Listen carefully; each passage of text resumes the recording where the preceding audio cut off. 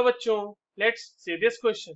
Which process is or are used to remove permanent hardness? Options are boiling, Clark's method, on reaction with NaOH, and permutate process. Permutate process. चलिए इस question को solve करते हैं बच्चों. और सबसे पहले तो ये देखते हैं कि इस क्वेश्चन को सॉल्व करने के लिए हमारे पास कौन से की कॉन्सेप्ट की जानकारी होनी चाहिए. देखो, ये जो सवाल है ये बेसिकली परमानेंट हार्डनेस का सवाल है. और परमानेंट हार्डनेस होता किस चीज से है और उसको रिमूव कैसे करते हैं, बेसिकली वो चीज हमें बतानी है.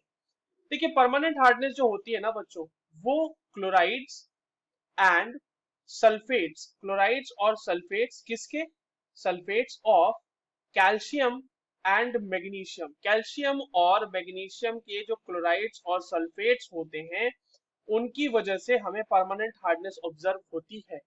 अब हमारे पास जो मेथड्स है बच्चों, उनको देख लेते हैं कि कैसे कैसे हम लोग किस किस का यूज करते हुए उस हार्डनेस को रिमूव करते हैं. जैसे हमारे पास पहला है ऑप्शन बॉइलिंग. तो बॉइलिंग में क्या होता है बच्चों, बेसिकली अगर हम बॉइलिंग की बात करें तो बॉइलिंग में हम रिमूव करते हैं टेम्पररी हार्डनेस.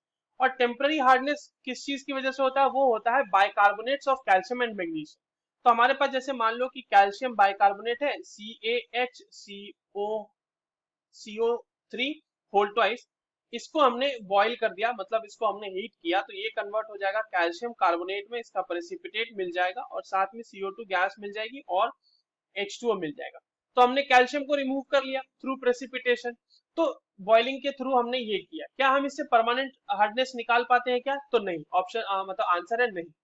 दूसरा है हमारे पास क्लार्क्स मेथड. अब देखिए, क्लार्क्स मेथड में जो हमारे पास अगेन अगेन हमारे पास टेम्पररी हार्डनेस रिमूव होती है यहाँ पे. और यहाँ पे हम यूज करते हैं calcium hydroxide.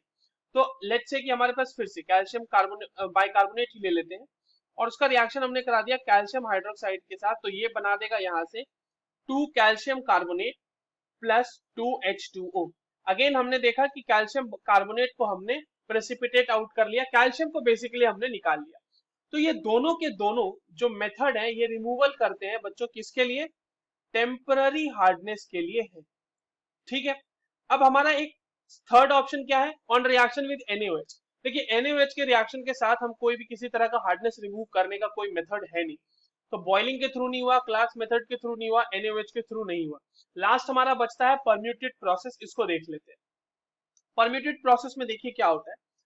So now we are talking about permuted process. ये प्रोसेस यूज किया जाता है फॉर परमानेंट हार्डनेस. ठीक है, ये किसके लिए यूज किया जाता है, for permanent hardness of water के रिमूवल के लिए किया जाता है. इसमें देखिए क्या होता है कि हाइड्रेटेड सोडियम एल्यूमिनियम सिलिकेट का यूज करते हैं हम. तो लेट्स से कि ये Na2Al2SI2O8.XH2O.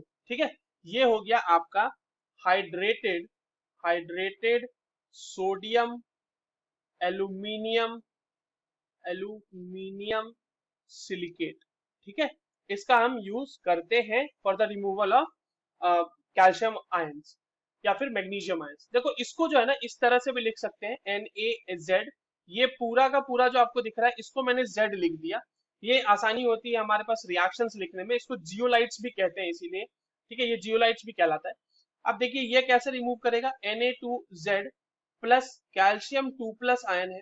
तो ये कैल्शियम 2+ आयन जो है ये Z के साथ लग जाएगा और साथ में यहाँ पर आपके पास 2Na+ आयंस मिल जाएंगे. तो Na+ आयंस की या फिर सोडियम के सॉल्ट्स की वजह से वाटर में कोई हार्डनेस देखने को नहीं मिलती है. या फिर अगर आप मान लो Na2Z का रिएक्शन Mg के साथ करा दो, Mg2+ के साथ, तो ये वापस Mg के साथ ये जो आपका जियोलाइट है वो लग जाएगा और साथ में मिल जाएगा 2Na+. अगेन इसी तरह से हमने रिमूवल कर लिया Mg आयंस का और कैल्शियम आयंस का. So permuted process is used for permanent hardness. तुम्हारा आंसर क्या हो जाएगा इस क्वेश्चन के लिए बच्चों, option D. I hope you understood this well. All the very best.